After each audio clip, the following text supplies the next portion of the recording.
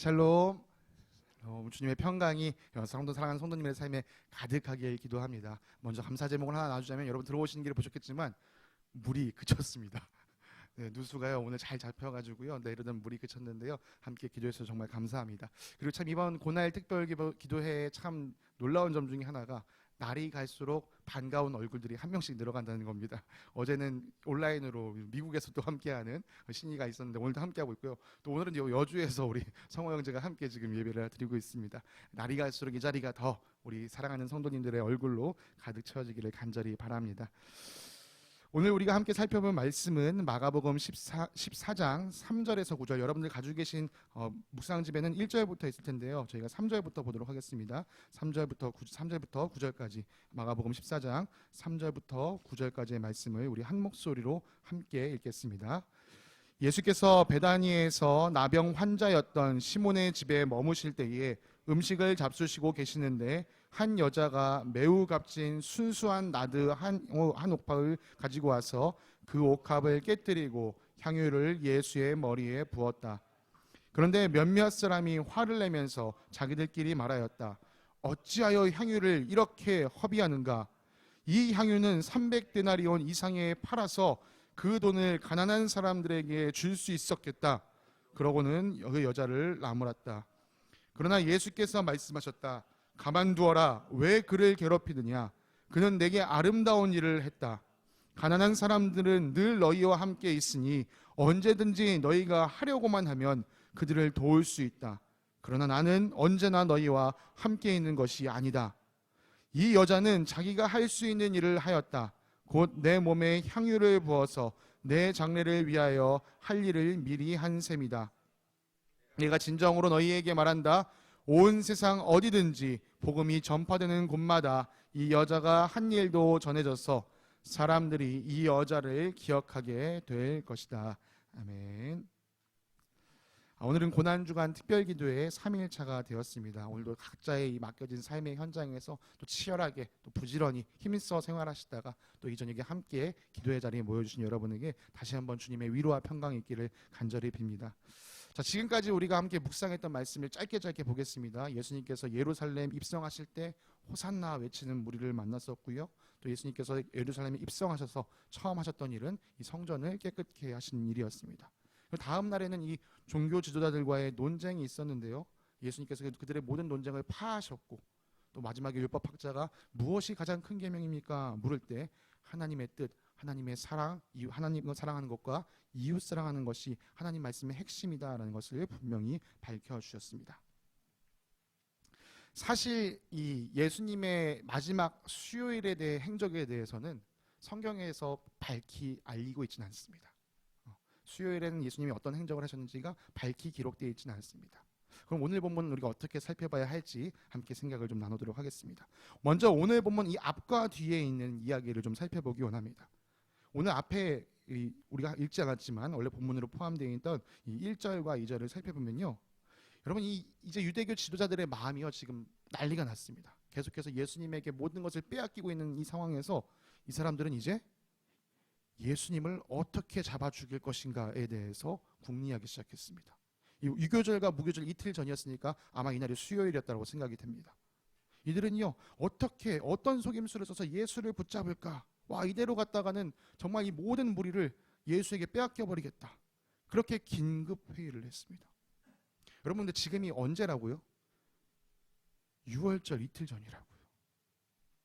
지금 이 종교의 리더들이 뭐 생각해야 됩니까? 어떻게 하면 우리 백성들이 이 6월절에 하나님을 더 만날 수 있을까?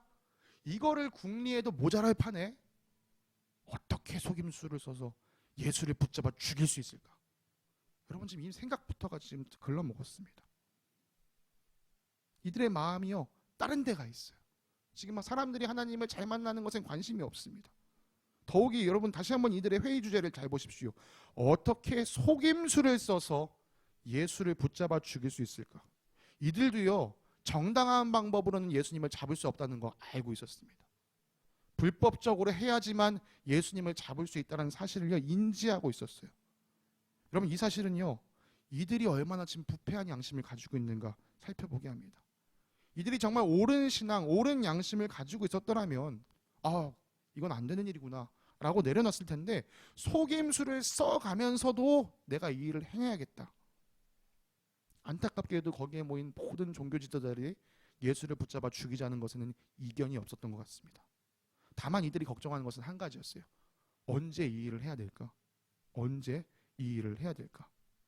어떤 사람들은요, 당장 합시다. 그런데 더 많은 사람들은요, 이거 괜히 명절에 했다가 소동 커질 수 있으니까 우리가 명절에는 하지 말자. 이쪽으로 의견이 모였습니다. 그럼 명절에 왜 하지 않기로 했다고요? 백성이 소동을 일으킬 수도 있으니까. 다시 한번 생각해 보십시오, 여러분. 사람을 속임수까지 써가면서 잡아 죽이는데 하나님을 두려워하는 마음은 전혀 없고요. 우리가 저 사람을 잡았다가 사람들이 난리를 치면 어떡하지? 사람들의 눈초리만 지금 신경 쓰고 있는 이 지도자들의 모습. 정말 두려워해야 할 분이 누구인지도 제대로 인식하지 못하고 있는 안타까운 모습이 드러납니다. 여러분, 이 사람들은 제사장이라는 율법학자라는 직분을 가지고 있었지만 하나님을 섬기는 사람들이 아니라 하나님을 이용해 먹고 있는 사람들이었습니다. 그런데 오늘 마가복음에서는 또 다른 하나님을 이용해 먹는 사람을 소개시켜 줍니다. 바로 가룟 유다입니다. 예수님의 제자였던 이 가룟 유다는요, 예수님을 따르는 것이 더 이상 나에게 득이 되지 않는구나. 아, 이거 나한테 이제 손해가 될 수 있겠는걸? 이 생각을 하면서 예수님을 팔아먹기로 했습니다. 솔직히요, 이거는 정말 대단한 능력입니다. 어떤 점에서 대단하면요, 지금 다른 제자들은 어때요? 예수님의 지지도가 높아지는 걸 보면서 우와, 이제 드디어 우리 꿈이 이루어지겠다 하고 있는 그 찰나에 가룟 유다는 이거 나한테 득이 안 되겠는걸? 이런 현실 파악 능력이 된다는 건요, 정말 대단한 능력입니다. 아주 현실 감각이 뛰어난 사람이에요. 그래서 그는 예수님을 넘겨줄 마음으로 대제사장들을 찾아갔습니다.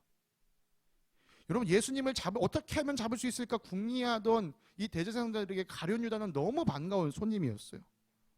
그래서 유다에게 은돈을 약속하고 예수님을 넘겨줄 기회를 같이 엿보게 되었습니다. 도대체 예수님의 제자였던 이 가룟 유다가 왜 이 지경에 이르렀는가? 그 계기가 바로 오늘 본문과 관련이 있습니다. 오늘 지금 보시는 것처럼 이 이야기는 마가복음 앞 1절, 2절 대제사장들이 잡으려 한다라는 이야기, 그 다음 10절, 12절, 10절, 11절 가룟 유다가 넘겨주려 했다. 그리고 오늘 우리가 읽은 본문이 그 사이에 있습니다. 이 향유를 부은 사건이요.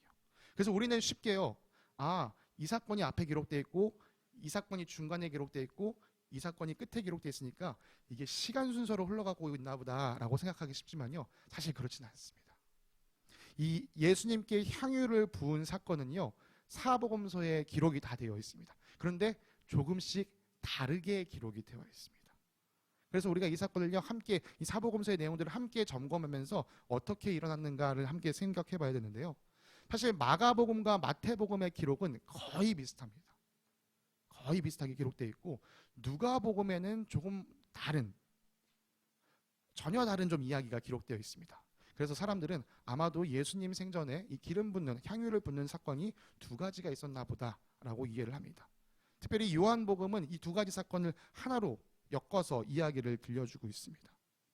이 요한의 기록에 따르면요, 아마도 이 향유를 부음받은 사건은 예수님께서 예루살렘을 입성하시기 전, 그러니까 그 전날인 토요일날, 그러니까 호산나 있기 그 전날 토요일날 향유를 부은 사건이 있었다라고 여겨집니다.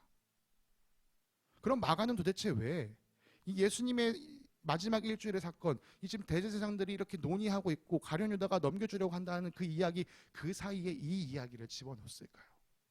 여러분, 우리가 시간 순서대로 이야기가 흘러가야 꼭 이야기가 될 것 같지만요, 사실 우리도 삶을 살아가면서 누군가한테 이야기하다 보면요, 꼭 시간 순서대로 얘기하지 않습니다. 어떤 이야기에 의미를 주기 위해서 그 이야기를 가운데 넣어서 이야기할 때도 있는 것이죠.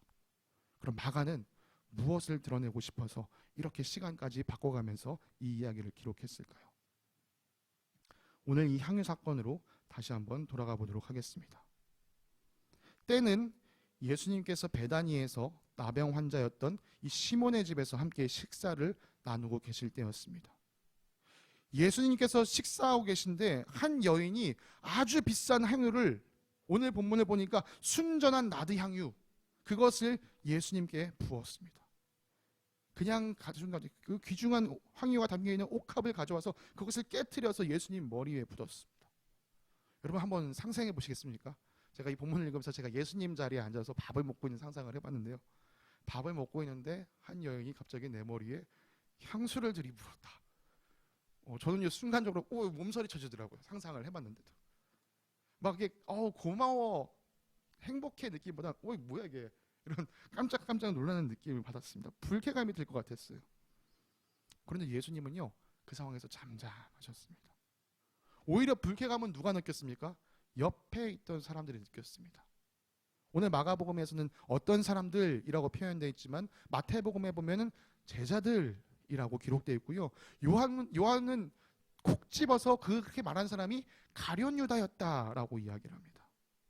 아무튼 그가 무슨 얘기를 했다고요? 어찌하여 향유를 이렇게 허비하는가? 이 향유는 300데나리온 이상에 팔아서 그 돈을 가난한 사람들에게 줄 수 있었겠다. 사도 요한은 요한복음의 이 말 뒤에 이렇게 부연 설명을 덧붙입니다. 그가 이 가룟 유다가 이렇게 말한 것은 가난한 사람을 생각해서가 아니다. 그는 도둑이어서 돈자루를 맡아 가지고 있으면서 거기에 든 것을 훔쳐내곤 하였기 때문이다. 근데 가룟 유다는요 솔직히 가난한 사람을 생각하는 마음이 조금도 없었습니다. 그러면서 그냥 이런 소리를 입 바른 소리를 내뱉은 거예요. 그거 가난한 사람 내줬으면 얼마나 좋았을까. 오히려 예수님은 그를 나무라셨습니다. 아마 이때부터 가룟 유다가 예수님에게서 삐딱선 타기 시작한 것 같아요. 더 이상 예수를 따라서 나에게 득이 될 게 없겠구나. 아무튼 예수님은 그에게 이렇게 말씀하셨습니다. 가만두어라. 왜 그를 괴롭히느냐. 그는 내게 아름다운 일을 했다. 가난한 사람들은 늘 너희와 함께 있으니 언제든지 너희가 하려고만 하면 그들을 도울 수 있다. 그러나 나는 언제나 너희와 함께 있는 것이 아니다. 이 여자는 자기가 할 수 있는 일을 하였다. 곧 내 몸에 향유를 부어서 내 장례를 위하여 할 일을 미리 한 셈이다. 내가 진정으로 너희에게 말한다. 온 세상 어디든지 복음이 전파되는 곳마다 이 여자가 한 일도 전해져서 사람들이 이 여자를 기억하게 될 것이다. 예수님은요 이 여자가 한 일이 복음이 전파되는 곳에서 전해질 것이고 이 여자가 기억될 것이라고 말씀하셨습니다. 그런데 정작 사실 우리는 지금 이 여인의 이름조차 알지 못하고 있죠. 요한복음에서는 이 여인이요 이 나사로의 동생 마리아다라고 언급을 해주긴 합니다. 참고로 이 나사로의 동생 마리아는 여러분 막달라 마리아는 다릅니다. 우리 찬송가에서는 사실 막달라 마리아가 또 나와서 향유 부은 것처럼 하는데요. 막달라 마리아는 다릅니다. 이 당시에 마리아라는 이름은 참 흔한 이름이었습니다. 이건 제 순수한 추측인데요.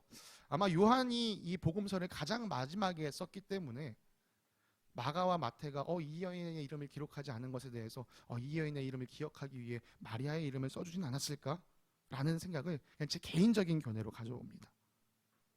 아무튼 우리가 이 사건에서 정말 주목해 봐야 할 것은 이 여인이 향유를 부은 이유이죠. 예수님은 그렇게 말씀하셨습니다. 이 여인은 내 장례를 준비한 거야. 여러분 예수님은 제자들에게 자신이 죽어야 할 것을 반복해서 얘기했습니다. 그러나 그 얘기를 귀담아 듣는 사람이 하나도 없었습니다. 오직 이 여인만 예수님의 그 말씀을 귀담아 들었습니다. 그래서 자기가 할 수 있는 일을 한 것이에요. 오늘 우리가 읽은 이 본문 번역 새 번역에서는 할 수 있는 일을 하였다라고 되어 있지만요. 옛날 개역 개정을 보면요. 힘을 다하여 하였다라고 표현되어 있습니다. 네, 내가 할 수 있는 것 중에 하나 골라서 한 게 아니라요. 내가 할 수 있는 것 중에 최선의 것을 예수님께 해드린 것이죠. 온 마음과 온 정성을 다해 예수님께 드린 겁니다.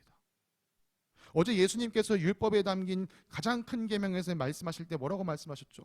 마음과 목숨과 뜻과 힘을 다해서 하나님을 사랑해라. 네, 이 여인은요 사람의 몸을 입고 오신 하나님 성자 예수님을 정말 뜻을 다해 힘을 다해 사랑하고 있었습니다.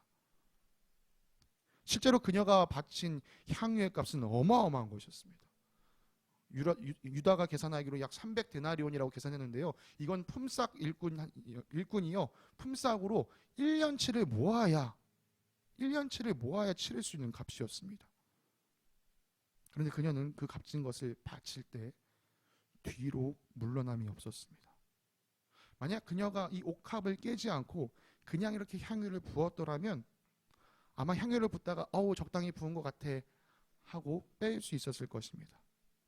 그러나 그녀는 옥합마저도 깨어버리고 한 방울도 남김없이 주님께 다 부어 드렸습니다. 그녀가 이렇게 할 수 있었던 것은 무엇 때문이었을까요?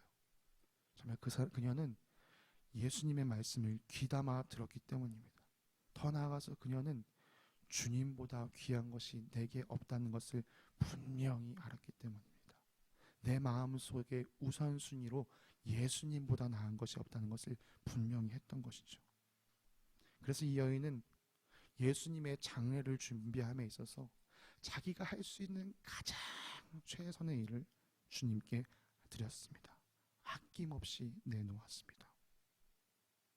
여러분, 예수님께 아낌없이 내어놓은 이 여인의 이야기 앞뒤에 있는 이야기를 한번 생각해 보시기 바랍니다. 내가 가지고 있는 것을 빼앗길까 싶어서 속임수를 써서라도 예수를 붙잡아 죽여야겠다라고 생각하는 사람들, 내게 이득이 될 게 없다라고 판단하자 가차없이 예수 그리스도를 버리고 자신의 이익을 취했던 가룟 유다의 이야기, 이 어두운 이야기들 한가운데 빛나는 보석과 같은 이야기가 들어있습니다. 여러분, 누가 정말 예수님의 제자이겠습니까? 누가 더 하나님을 섬기는 사람이겠습니까? 이 여인은 분명 제사장들이나 율법학자들보다 하나님의 말씀을 더 알지 못했을 겁니다. 이 여인은 분명 가룟 유다보다 예수님의 가르침을 덜 받았을 거예요. 그런데 누가 살아있는 믿음을 가지고 있습니까? 여러분, 믿음은 지식이 아닙니다. 믿음은 예수님을 향한 순수한 사랑에서 비롯돼요. 우리의 믿음이 어떻게 깊어집니까? 주님을 더욱더 사랑하면 사랑할수록, 주님을 내 삶의 우선순위로 모시면 모실수록 우리의 믿음이 깊어집니다. 이 여인의 믿음이 정말 밤하늘에 빛나는 별 같습니다. 밤이 짙어지면 짙어질수록 그 별이 더 아름답게 빛나는 것처럼 이 여인의 이야기, 주변을 둘러싸고 있는 이야기가 정말 깜깜하지만, 정말 답도 없이 어둡지만 그 가운데서도 오직 빛나는 믿음을 가진 한 사람처럼 보입니다. 여러분, 우리가 살고 있는 세상도 이와 마찬가지 아닌가요? 우리 삶을 주변에 둘러싸고 있는 사람들은 각자의 욕심에 쌓여서 자기 자신 외에는 돌아보지 않는 사람들이 충만하게 깔려 있습니다. 여러분, 우리도 자기 자신만 생각하고 살아가는 사람이 된다면 어두운 밤 하늘이 되겠지요. 우리 주님은 우리에게 이 빛나는 믿음을 보여주길 원하셨습니다. 그래서 이 여인이, 복음이 전파되는 그 어디에서나 이 여인의 일을 기억하라 라고 우리에게 말씀해 주셨습니다. 자기 욕심으로 가득 채워진 이 어두운 세상 속에서 예수님을 가장 존귀히 여기는 아름다운 믿음의 태도가 우리에게 필요합니다. 말씀을 마무리하고자 합니다. 사랑하는 겨자씨 교회 성도님들, 여러분, 예수님 말씀에 얼마나 귀를 기울이고 계십니까? 혹시 예수님의 말씀이 한 귀로 들어왔다가 다른 쪽 귀로 나가고 계신 않으십니까? 여러분 삶에서 예수 그리스도는 얼마나 중요한 위치를 차지하고 계십니까? 만약 내 삶의 가장 소중한 존재가 예수 그리스도가 아니라면 우리는 우리의 신앙을, 우리의 믿음을 다시 점검해 보아야 합니다. 바라기는요, 우리 모두가 마음과 목숨과 뜻과 힘을 다하여서 예수님을 사랑하며 살아가기를 간절히 소망합니다. 예수님께서 이 세상을 돌아보시다가, 정말 이 세상 성도들과 이 세상 교회를 돌아보시다가, 어느 교회가, 어느 성도가 나를 가장 뜨겁게 사랑하지? 이렇게 찾으실 때 이 겨자씨 교회가 되었으면 좋겠습니다. 우리가 주님 눈에 보기에 정말 주님을 가장 열렬히 사랑하는 교회가 되길 간절히 소망합니다. 너무 우리 교회만 가지고 그렇게 생각하는 거 아니에요? 네, 저는요, 이 욕심을 우리 교회뿐만 아니라 이 땅의 모든 교회가 갖기를 간절히 소망합니다. 정말 하나님을 사랑하는 일에, 이웃을 사랑하는 일에 정말 그 뜨겁고 열렬한 마음으로 살아가는 교회들이 이 땅 가운데 회복되길 간절히 소망합니다. 여러분, 우리가 비록 작아 보여도 그 첫 발걸음을 우리가 뗄 수 있기를 간절히 소망합니다. 주님께서 찾으시는, 주님을 가장 우선순위에 두고 살아가는 이 여인의 삶이 우리 겨자씨 교회에서 회복되기를 간절히 소망합니다.